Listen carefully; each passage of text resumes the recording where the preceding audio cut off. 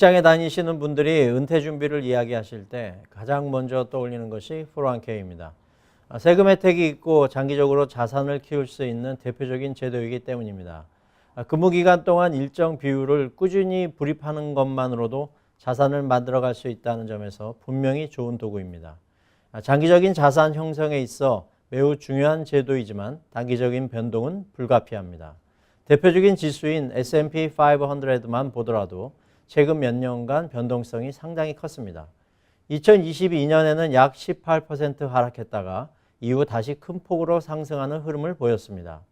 이런 환경에서는 401k에 자산이 많이 들어가 있을수록 계좌 가치의 등락을 더 크게 체감하게 되는 경우가 많습니다. 이러한 환경에서 많은 분들이 비슷한 패턴을 반복하게 됩니다. 시장이 좋을 때는 불입을 늘리다가 하락장이 오면 불안해서 줄이거나 멈추게 됩니다.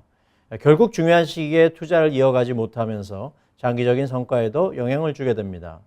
이럴 때 기준을 조금 바꿔보실 필요가 있습니다.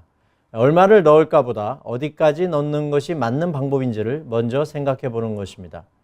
저는 이를 설명드릴 때 401k 3% 전략이라는 표현을 자주 씁니다. 예를 들어 연소득이 7만 5천 달러이고 회사가 3% 매칭을 제공한다고 가정해 보겠습니다. 본인이 3%를 불입하면 약 2,250달러가 들어가고 회사가 동일하게 2,250달러를 추가로 불입합니다. 즉 총 4,500달러가 적립됩니다. 이는 첫 해부터 100% 수익이 생기는 것과 같은 구조입니다. 이 기간은 반드시 활용하시는 것이 좋습니다. 이처럼 매칭 구간까지는 매우 유리한 구조입니다. 다만 매칭이 적용되는 3%를 넘어서 추가로 불입하는 금액은 전부 시장 변동에 직접 노출됩니다. 이 비중이 커질수록 자산 전체가 주식시장과 함께 움직이는 폭도 커지게 됩니다. 이 과정에서 심리적인 부담이 커지고 잘못된 타이밍에 불입을 멈추거나 인출하는 결정으로 이어지는 경우가 많습니다. 그래서 저는 매칭 이후의 자금은 나누어 보시라고 말씀드립니다.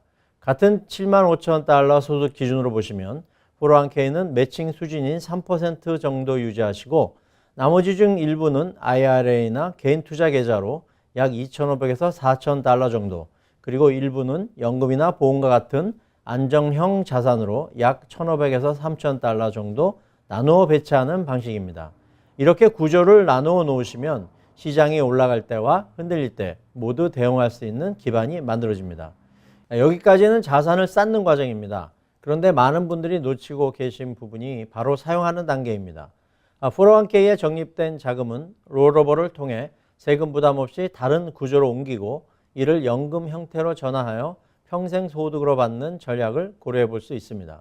이 전환은 은퇴 시점뿐 아니라 이미 퇴직 후에도 적용 가능한 방법입니다. 이렇게 하면 시장 상황과 관계없이 일정한 현금 흐름을 확보할 수 있어 은퇴 이후의 불확실성을 줄이는 데 도움이 됩니다. 중요한 것은 현재 자산의 구조와 향후 소득 계획을 함께 고려하여 단순히 자산을 유지하는 것이 아니라 안정적인 인컴 구조로 재설계하는 것입니다. 정리해보면 401k는 최대한 넣는 것이 중요한 것이 아니라 가장 효율적으로 활용하는 것이 중요합니다. 매칭은 반드시 챙기되 그 이후의 자금은 분산 전략으로 관리하시고 마지막에는 안정적인 은퇴 소득으로 연결되는 구조까지 함께 준비하시는 것, 이것이 보다 현실적이고 지속 가능한 은퇴 준비 방법이 될 수 있겠습니다.